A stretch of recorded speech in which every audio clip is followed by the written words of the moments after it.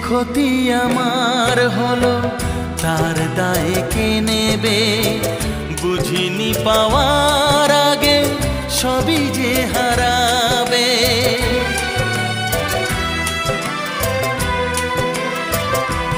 ও যে ক্ষতি আমার হলো তার দায়ে কে নেবে?